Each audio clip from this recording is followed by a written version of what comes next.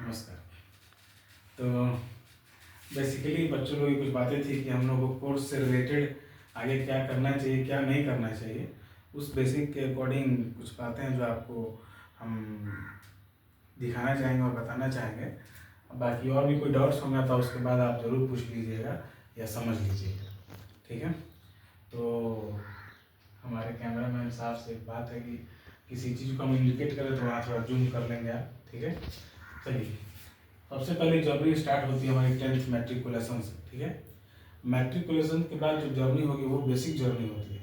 अभी तक तो आपने 10th का जो एग्ज़ाम दिया तो आपको लगा कि भाई हमने बहुत ज़्यादा प्रैक्टिस किया, बहुत ज़्यादा मेहनत किया, बहुत ज़्यादा, यानी लग रहा था कि ऐसा मेहनत कर दिए कि अब इसकी आगे गाड़ी रुक जाएगी और हम रेस्ट करेंगे। लेकिन ऐसी कोई बात शुरुआत तो अब होने वाली है, ठीक है।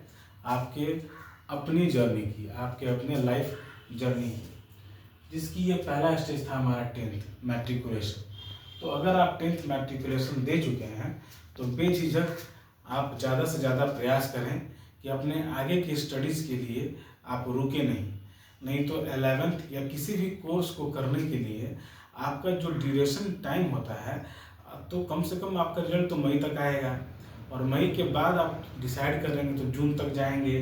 तो वहाँ सेटल होने में कम से कम आपको वहाँ के अकॉर्डिंग जुलाई वगैरह कैप्चर हो जाता है।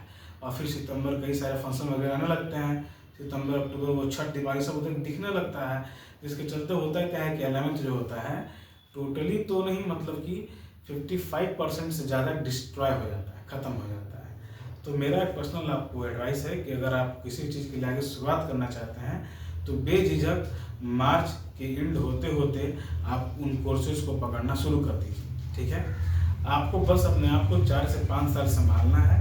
इतना अगर आप संभाल लेंगे तो आपको बेझिझक आपके लाइफ में आपको चलने के लिए आगे कोई दिक्कत नहीं होगी।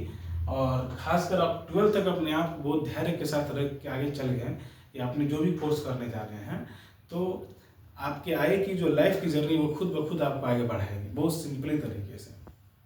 लेकिन ये जो समय होता है इसको आप बेसिकली मेरे तरफ से मेरा ये अपना पर्सनल आपको एडवाइस है कि आप गंवाएं नहीं, ठीक है।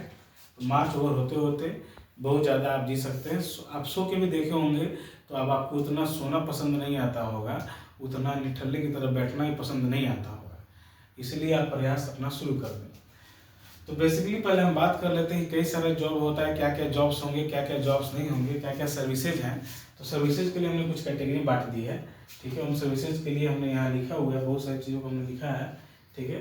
एक सिविल सर्विसेज हम लोगों को करने को मिलेगा, जिसमें आपको आएगा क्या आएगा, इंस्पेक्टर आता है। कई सारे ड्रीम्स होते हैं कि हमको ये बनना है, वो बनना है, दिस बनना है, दैट बनना है। तो सिविल सर्विस में आपको इंस्पेक्टर मिल रहे हैं, इनकम टैक्स इंस्पेक्टर्स होते हैं, फिर कई तरीके के इंस्पेक्टर्स होते हैं, इन्विजिलेटर्स होते हैं, बहुत सारी चीज़ होते हैं, बीडीओ होते हैं, सीओ होते हैं, एसडीओ होते हैं, ऑफिसर, आईएएस आईपीएस अधिकारी, एसपी डीएसपी जो आप सुनते हैं, है ना। फिर पोस्ट ऑफिस है, कई सारे पोस्ट और भी हैं, जैसे आईजी डीआईजी, सब पोस्टेज कुछ बताया गया है, आईजी डीआईजी वगैरह। ये सब पोस्ट जो होता है प्रमोशन वाले पोस्ट होते हैं, जो काफ़ी ज़्यादा एडवांस और डिपार्टमेंटल एग्जाम्स के बाद वो लोग वहाँ पहुँचते हैं। बाकी ये सब जो पोस्ट है उसके लिए आपको बहुत सारे एग्जाम देने पड़ते हैं। फिर रेलवे है, एसएससी है, बिहार एसएससी है, झारखंड एसएससी है। तो एक होता है स्टेट वाइज एसएससी और एक होता है सेंट्रल एसएससी। तो सेंट्रल एसएससी सिर्फ एसएससी का रहेगा, अब बाकी एसएससी में से बी उसके राज्य का नाम पहले आ जाएगा, बीएसएसएससी, ठीक है, या बीएसएससी, ठीक है। फिर आपको आगे यूपीएससी बीपीएससी सुनते हैं आप। तो एक होता है पब्लिक सर्विस कमीशन, एक होता है यूनियन पब्लिक सर्विस, यानी कि आप देश के लिए दे रहे हैं, कंट्री के लिए, तो वो यूपीएससी कहलाता है। और एक होता है बीपीएससी, तो वो state wise public service commission होते हैं। तो फिर टेक्निकल कमीशन भी होते हैं, कई सारे कमीशन होते हैं। फिर उसके बाद तो बीपीएससी बिहार के लिए हो गया public service commission, Uttar Pradesh के लिए यूपीपीएससी होता है, और भी स्टेट्स के लिए अपना पीएससी एग्जाम्स होता है, ठीक है। कमीशन होता है, एक आयोग होता है जो पूरे तरह के विभाग को लेके चलता है। कमीशन होता है पहले, फिर उसका डिपार्टमेंट्स आते हैं, डिपार्टमेंट्स में फिर आप जाते हैं तो फिर हेडक्वार्टर्स आते हैं, डिविजन्स आते हैं, सब डिविजन्स आते हैं। उसके बाद फिर आपको आगे भी ब्लॉक्स वगैरह आते हैं, मंडल आते हैं, फिर पंचायत आते हैं, बहुत सारी चीज़ आता है। तो कई तरह के लेवल के होते हैं। फिर पंचायती राज डिपार्टमेंट, कई सारे डिपार्टमेंट्स होते हैं एग्जाम। उसके बाद आर्मी की रिक्रूटमेंट में हम लोग देख लेते हैं, तो कई सारा सेंट्रल रिजर्व पुलिस फोर्स है, बीएसएफ है, रेलवे का फोर्स है, आर्मी है, फिर आपको इंडियन नेवी है, एयर फोर्स है, बैंकिंग है, एनडीए है। एनडीए का 2 एग्जाम होता है, फर्स्ट और सेकंड। फिर उसके बाद आप फिर इंजीनियरिंग में आते हैं, तो इंजीनियरिंग में कई सारे ट्रेड होते हैं, कई सारे ब्रांचेज होते हैं, जैसे मैकेनिकल है, सिविल है, इलेक्ट्रिकल है, कम्युनिकेशन है, इलेक्ट्रॉनिक्स है, केमिकल साइंस है, कंप्यूटर साइंस है, फिर क्या में ऑटोमोबाइल्स है, फिर रूरल है, फिर एग्रीकल्चरल है, बहुत सारा चीज़ है, सॉफ्टवेयर है, फिर आपको एरोनॉटिक्स है। तो बेस्ट कुछ ट्रेड जो होते हैं, सारे कोर्सेज आसानी से नहीं मिलते हैं, और कुछ कोर्सेज जो हैं वो बहुत इजीली मिल जाते हैं। तो लोग कई जगह ये भी सुनने को आती है क्या कि इंजीनियर लोग बहुत सारे इंजीनियरिंग का डिग्री लेके पढ़ा हुआ है। कैसे देखते हैं लोग, हमको तो नहीं समझ में आता कि काफ़ी मशक्क़त से वैसे इंजीनियर बने होंगे जो रोड पे घूम रहे होंगे मेरे दृष्टिकोण से। बाकी ऐसे इंजीनियर तो रोड पे घूमते हैं, उनको तो नहीं मिलता, नहीं मिल जाए तो हम भी जरा बात करते हैं कि भाई कितने शिद्दत से आपने इंजीनियरिंग की है कि आप रोड पे घूम रहे हैं, है ना। वो बातें होती हैं, तो बातें का मतलब ही क्या, जब बातों में हम लोग रह जाएंगे। उसके बाद मेडिकल में 2-3 तरीके की हम लोग देखते हैं कि मेडिकल में वो बीटेक की तरह नहीं है, क्योंकि मेडिकल जनरली ट्रेड नहीं देता है कई सारी चीज़ों को, जिससे बहुत सारे लोग मेडिकल रोड पे मिले। ठीक है, मेडिकल देखना तो देखिए कई सारे दुकान लोग जाके खोल के बैठा है मेडिकल दवाओं की। ठीक है, उन दवाओं की दुकान में कौन मिलेंगे आपको, डॉक्टर्स नहीं मिलते हैं, उनमें प्रैक्टिशनर मिलते हैं आपको, या फार्मासिस्ट मिलते हैं जो कई सारे की डिग्री किए रहते हैं फार्मा का, D pharma, bachelor in pharma वगैरह वगैरह। क्लियर। तो मेडिकल में 2 कैटेगरी हमने बांटा है इसको, एक डॉक्टर की कैटेगरी। ठीक है, जो डॉक्टर आपको 2 तरीके के मिलेंगे, एक फिजिशियन और एक सर्जन। फिजिशियन वो जो होंगे जो आपको सिम्टम्स के आधार पर आपका ट्रीटमेंट करेंगे, और सर्जन जो होंगे जो आपके ऑपरेशन या सर्जरी के अकॉर्डिंग आपका ट्रीटमेंट करते हैं, तो वो होते हैं सर्जन। और उसके बाद मेडिकल स्टाफ कुछ सपोर्टर होते हैं। मेडिकल सपोर्टर में क्या होता है, एक स्टाफ होता है और एक मैन्युफैक्चरर होता है। ठीक है, मैन्युफैक्चर में तो आप उनको फार्मासिस्ट वाला जो है तो वो मैन्युफैक्चरर में डाल सकते हैं, और स्टाफ में जो होता है वो लोग नर्सिंग स्टाफ डालते हैं, जो डॉक्टर्स के साथ स्टाफ घूमते रहते हैं या दवा सुई देते रहते हैं, वो सब स्टाफ्स आते हैं। ANM, GNM, या फिर कई सारे कोर्सेज होते हैं, है ना, नर्सिंग कोर्सेज। तो नर्सिंग कोर्सेज आपको डॉक्टर्स नहीं बनाते हैं। ठीक है, नर्सिंग कोर्सेज आपको प्रैक्टिशनर बनाएंगे या फिर डॉक्टर के सपोर्टर स्टाफ बनाएंगे। तो वो ड्रीम्स डॉक्टर आपकी है तो आप बिल्कुल आराम से NM, GNM वगैरह कोर्स यहाँ पे लिखा है, बताते हैं उसको भी हम लोग। तो ये सब कोर्सेज हैं। ठीक है, मैन्युफैक्चरिंग में हम लोग डी फार्मा देखेंगे।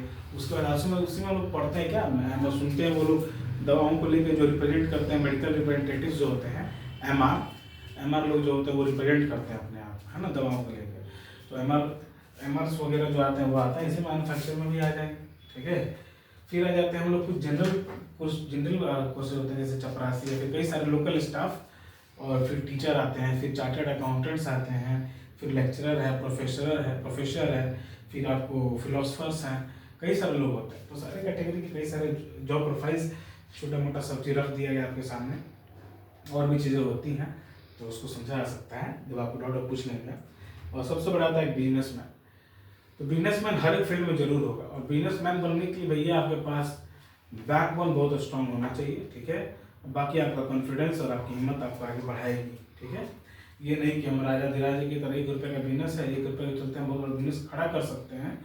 तो आई थिंक मेरे लिए तो इतना आसान अभी नहीं है, क्योंकि आज का ज़माना जो काफ़ी कम्पिटिटिव हो चुका है। हमारा इंडिया जब लिबरल हुआ 1992 के बाद, तो कंपटीशन अपने लेवल में बहुत चूम रहा था, तब 1992 में लिबरलाइज किया गया था। और आज आप 1992 से 25 यानी कि 33 साल की उम्र, 33 साल का जो समय गुजर गया, उसमें आप कहाँ कंपटीशन के दौर पे आप अपने आप को खड़ा कर लेंगे। 1 रुपये की बिजनेस सब आप सुन सकते हैं। तो बिजनेसमैन बनने के लिए आपके पास काफ़ी ज़्यादा स्ट्रॉन्ग बैकबोन होना चाहिए। ठीक है, क्लियर, कि आप उठते उठते गिरे भी ना, तो गिरने के बाद आपको एहसास नहीं हो कि हम उठने का प्रयास किए थे, तब आप बिजनेसमैन की तरफ रुख करें। ठीक है, आगे आते हैं कि इनके तरफ। तो इन कोर्सेज को करने के लिए सबसे पहले 10th के बाद 2 तरह की जर्नी शुरू होगी। एक आपको डिप्लोमा के थ्रू होके जाएगी या कोर्सेज के थ्रू होके जाएगी, और दूसरा जो होगा इंटरमीडिएट के थ्रू होके जाएगी। ठीक है, इंटरमीडिएट करने के लिए उसमें आपको 2 साल देना पड़ता है, और डिप्लोमा करने के लिए आपको 3 साल देना पड़ता है। या कई तरह के कोर्सेज हैं, ANM, GNM, lab technician, librarian, इन सब कोर्सेज करने के लिए आपको पार्टिकुलर कोई समय फिक्स रहता है, 2 साल, 3 साल, किसी 6 महीने का भी कोर्स होता है। तो सब कर सकते हैं आप। लेकिन ये सब आपको लाइफ में प्रमोशन नहीं देने वाले हैं। ये जो भी चीज़ें यहाँ से यहाँ तक थोड़ा सा आपको समझाया जाएगा। तो बीटेक में थोड़ा ऑप्शन बनता है, लेकिन इसके आगे आपको प्रमोशन वगैरह या फिर वही होगा कि 5 साल 10 साल अपनी लाइफ को आप जिएंगे उन सैलरीज के अकॉर्डिंग। उसके बाद आप सोचेंगे कि घर में उस समय में बिजनेस कर लेते हैं, दुकान खोल लेंगे, फिर ऐसा कर लेंगे, हो जाएगा। या फिर माँ बाप शादी कर देंगे तो कोई दिक्कत नहीं, हम चल देंगे, हो जाएगा। ठीक है। तो भैया खासकर और बात है कि आने वाला समय जिस तरीके से जो चल रहा है, हम अपने बेटियों को, अपने बच्चियों को, अपनी बहनों को हम लोग सिर्फ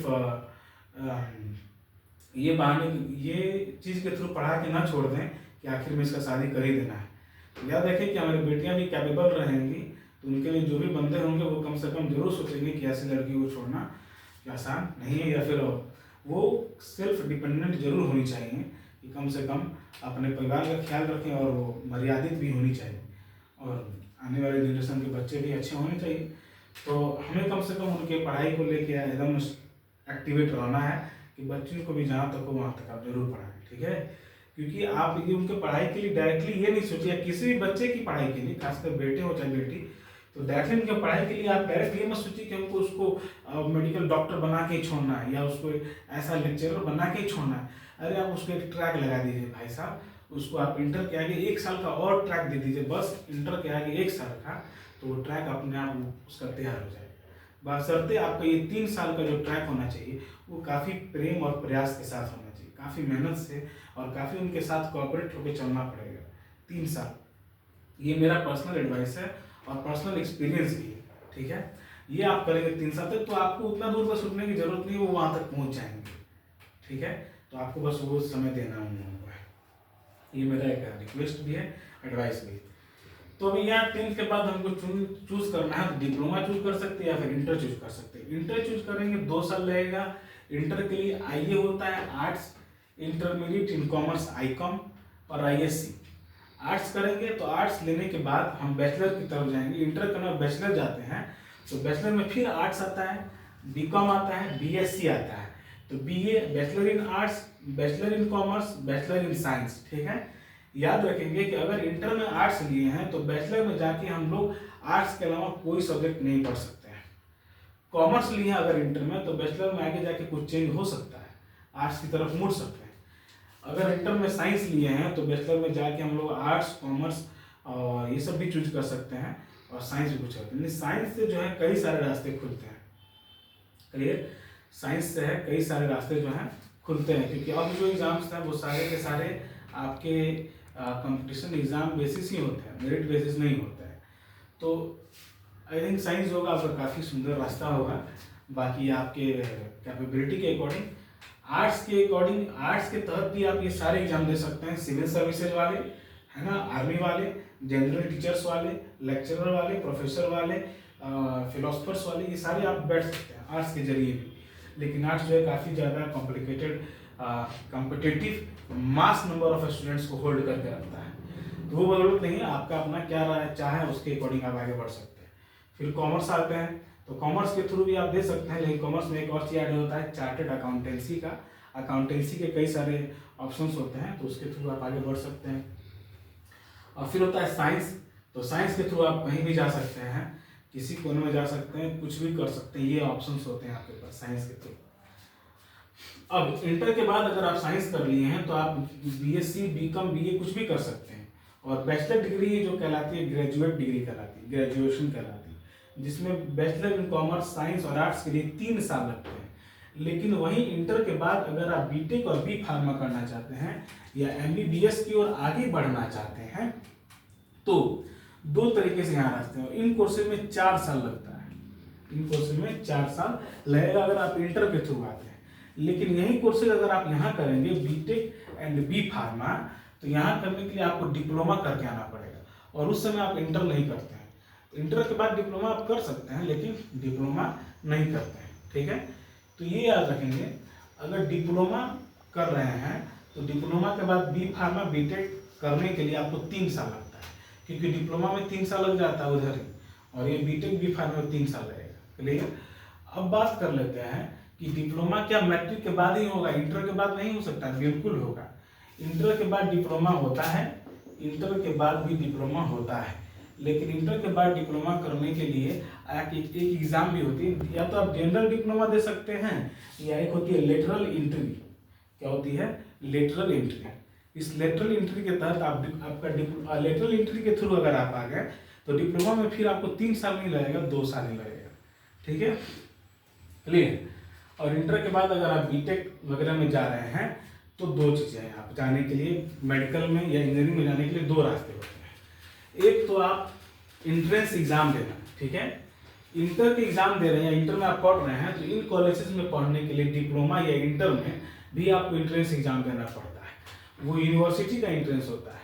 तो यूनिवर्सिटी का इंट्रेंस देने के लिए आपको कुछ यूनिवर्सिटी होते हैं, जैसे Jamia Islamia university, Jawaharlal Nehru university, BHU university, Banaras Hindu university, ये सब के थ्रू आप जाके आगे पढ़ सकते हैं या पढ़ सकते हैं। क्लियर। अब बात हम लोग कर ले कि फिर ग्रेजुएशन करने के बाद क्या होगा वो बात करते हैं। यहाँ बात कर ले बीटेक और बी फार्मा या मेडिकल के लिए, तो बी फार्मा नहीं होती नीट में। ये 2 एग्जाम्स होते हैं, JEE और NEET। ठीक है, नीट और जेई एग्जाम्स और नीट जो होते हैं ये 2 फेज में एग्जाम्स होते हैं, एक होता है मेंस और एक एडवांस। इन दोनों को करने के बाद आपकी जो पढ़ाई होती है वो काफ़ी ज़्यादा आसान हो जाती है, उसका खर्च बच जाता है। ठीक है, यानी वो थोड़ी सस्ती होती है। चलिए, लेकिन थोड़ा खर्च लगता है वो तो गार्जियन अफोर्ड कर ही लेंगे आपके लिए, लेकिन पढ़ाने के लिए जो खर्च लगता है वो कम हो जाता है। इनके अगर जेई या नीट नहीं निकाल पाए आप तो प्राइवेट कॉलेज भी होते हैं, उसके लिए थोड़ा खर्च बहुत ज़्यादा लग जाता है। तो गार्जियन कैसे आपको अफोर्ड कर पा रहे हैं वो डिपेंड करता है।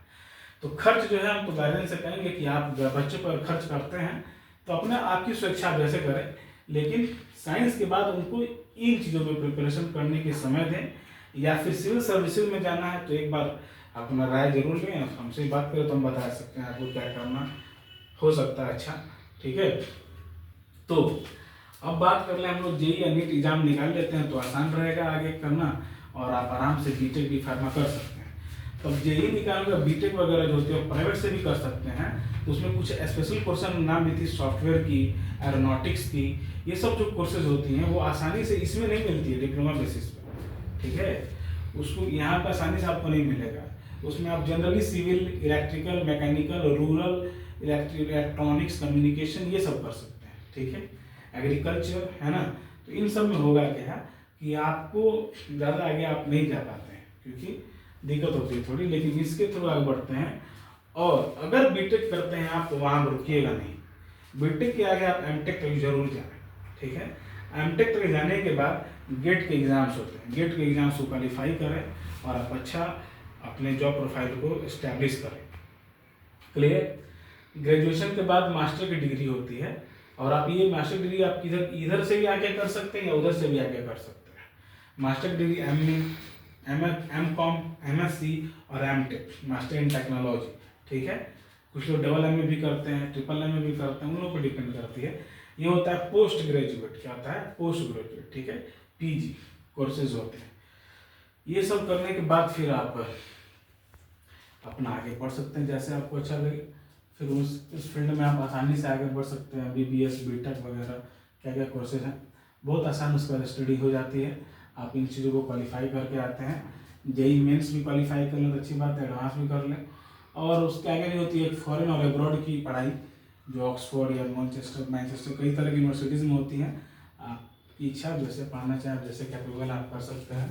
प्लीज अब बच्चों को टीचर बनना, अगर टीचर बनने के लिए इंटर के साथ या फिर ग्रेजुएशन के साथ कुछ ट्रेनिंग कोर्सेज होती हैं, DLED, BEd, diploma in education training, bachelor in education training, तो ये सब ट्रेनिंग कोर्स होती है। इसको भी करके बच्चे अपने आसानी से आगे बढ़ सकते हैं। ठीक है, तो ये है डिप्लोमा के थ्रू भी रास्ते हैं, लेकिन डिप्लोमा के थ्रू आते हैं तो बीटेक तक आगे रुके नहीं, आपको कॉम्पिटिशन करते रहना है और आगे बढ़ते रहना है। ठीक है, होता क्या है कि इंटर के बाद बच्चे जो होते हैं जब यहाँ खर्चे काफ़ी ज़्यादा हो जाते हैं तो बच्चों का ध्यान चला जाता है, क्या आप दिखाना भी नहीं चाहते लेकिन बच्चों का ध्यान चला जाता है कि पापा का कंडीशन कैसा है या माँ का कंडीशन कैसा है, तो बच्चे वहाँ ध्यान देना शुरू कर देते हैं। लेकिन बच्चों से एक बात है कि आप इन चीज़ों को ध्यान न दें। अगर कोशिश करें उसके बाद भी कोई समय प्रॉब्लम से कुछ होता है तो हम वो सपोर्ट तो नहीं कर सकते हैं, लेकिन ऐसा एक रास्ता हम लोग मिल के निकाल सकते हैं, हम गार्जियन आपके और आप, कि शायद वो बहुत बेहतरीन होगा। ठीक है, तो ये कुछ कंडीशंस नहीं होते हैं, फैमिली कंडीशन सिचुएशंस होती तो जरूर है, लेकिन वो आपको मजबूर नहीं कर सकती आपको आगे बढ़ने के लिए, ठीक है। क्योंकि हिम्मत मर्द आप तो मदद खुदा, है ना। आपको हिम्मत करना, आप आगे बढ़ते जाएंगे। क्लियर। अब आपको सिविल सर्विस में कहाँ जाना है क्या नहीं जाना वो अच्छी बात है, आप बताएंगे जरूर। तो इन सब एग्जाम से बैठने के लिए, यूपीएससी बीपीएससी बैठने के लिए आपको बैचलर डिग्री होना जरूरी है। बैचलर करने के बाद ही आप उसमें बैठ सकते हैं। और बाकी एग्जाम्स जो हैं वो आप इंटर पे भी दे सकते हैं, ठीक है। जैसे एसएससी हो गया, रेलवे हो गया, सीआरपीएफ, बीएसएफ, आर्मी, इन सब एग्जाम्स में फिजिकल खोजता है। आपको बॉडी का फिजियो भी अच्छा होना चाहिए। फिजियो जब अच्छा रहेगा तो आप अच्छा कर सकते हैं ये आर्मी के रिक्रूटमेंट्स में, ठीक है। क्लियर। और बाकी ये प्रोफेसर, लेक्चरर और फिलोसफर बनने के लिए आपके पास मास्टर के बाद भी डिग्रीज होनी जरूरी है, होंगी तभी आप आगे बढ़ सकते हो उसमें, गेट्स वगैरह या फिर फिलोसफर। अब आगे भी कोई डाउट्स होगी तो आप जरूर एक बार बताएंगे, फिर आपको उस बारे में समझा जा सकता है। तब तक के लिए धन्यवाद, शुक्रिया।